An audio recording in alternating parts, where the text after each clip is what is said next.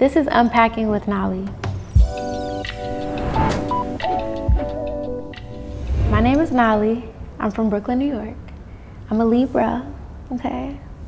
And currently, I'm a little tired, but I'm happy.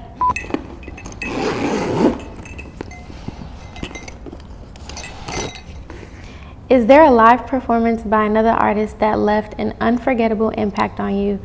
What made that moment so transformative? I went to a Blue Note show. It was PJ Morton. He brought the choir out, his whole support. I don't even know if I couldn't tell if they came with him and they sat in the crowd or if they were just supporters that could really sing and everybody just knew how to do that. But it felt like it was a choir in there. It was great. It made me realize I needed to step my game up. What song do you listen to when you need to feel grounded or connected to your roots? And what is it about that song that grounds you? This is a good question. Balance by Children of Zeus. I've been listening to that song for probably 3 years now. And it makes me feel connected to my roots because it makes me think about my family with what he's talking about in the song. And it's just a feel good song and it takes me back to a really positive time in my life. If your life were a playlist, what 3 songs would be on it and why? I'm gonna go Balance. Then I'm gonna go Desperate by G Herbo. And then I'm gonna go maybe Ketchup by Ombre. I'm gonna put that in there. I feel like those are just all my moods, especially when I'm upset. Desperate by G Herbo helps a lot. Who were the unsung heroes, mentors, peers, family that influence your journey into music, and how do their lessons show up in your creative process? Definitely my dad, because he was very involved in the music industry and always told me who to study to really, if I really wanted to know how to sing, who to study. So he had a very big role in that. I don't know if anybody knows this YouTube channel called Less Vibes.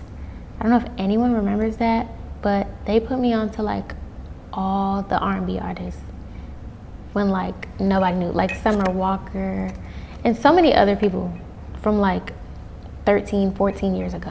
Crazy channel. Well, the lessons show up in the creative process because I have expanded my range singing because of everyone I studied, and being exposed to so many different types of R&B artists, it helped me kind of find my style, I guess, and not be closed-minded. Okay.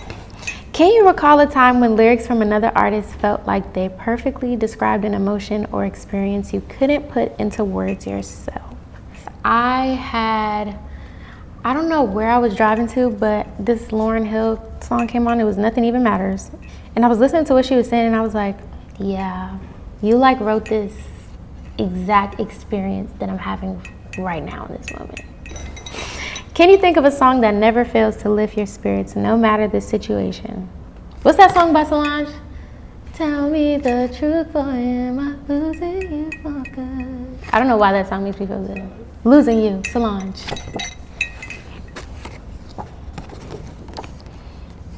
Is there a particular memory tied to the first time you felt music was more than sound, something deeper like a spiritual or emotional connection? Probably the first time I cried in church. I don't know if I'm sure other people have experienced that. Go to a black church and let them sing to you. It's definitely more than music.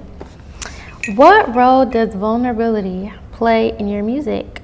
And is there a particular song where you feel you allowed yourself to be most exposed? I actually struggle to write music that I do not relate to in the moment or have went through. So if I haven't went through that experience or it hasn't been described in literal detail, that situation, I cannot write about it. And yes, I've been very vulnerable in my music. My first single that blew up for you was a very vulnerable song.